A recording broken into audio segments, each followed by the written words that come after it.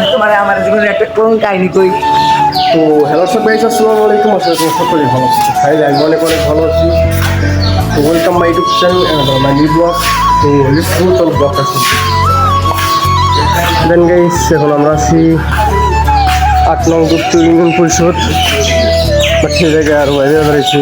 Hello ভাই লোহম পাইতে, ঠিক আছে। তো তোমাদের ইউনিয়নের ব্যানারটা দেখাই, 8 নং দুপ্ত ইউনিয়ন পরিষদ, ঠিক আছে, উপজেলা নাগরপুর, জেলা টাঙ্গাইল। দেন বেশি কথা বলবো না, কোনো বেরোই।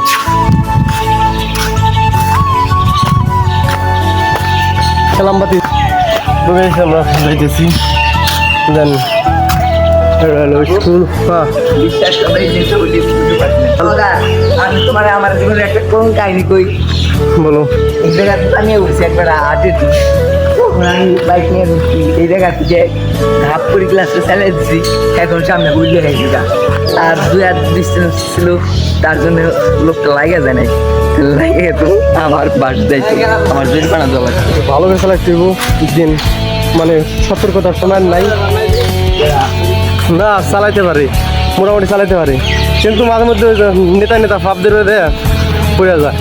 দেন গাইছি এখন আমরা আসছি পথে, বাট যাইতেছি মসজিদের দিকে।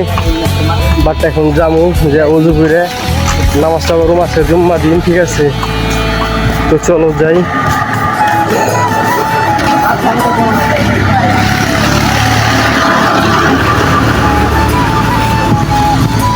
নাই গাইস, পানি দেখো, পানির মতো সাম পানি।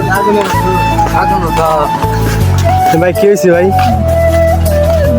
কি হয়েছে ভাই? তোমার দেখতেছো জড়াজড়ি হয়ে গেল। তো যদি ব্লগটা ভালো একটা লাইক, কমেন্ট, শেয়ার এবং সাবস্ক্রাইব করতে ভুলবেন না। চিল দেন ব্রো। তো নেক্সট ব্লগে দেখা হচ্ছে। আল্লাহ হাফেজ।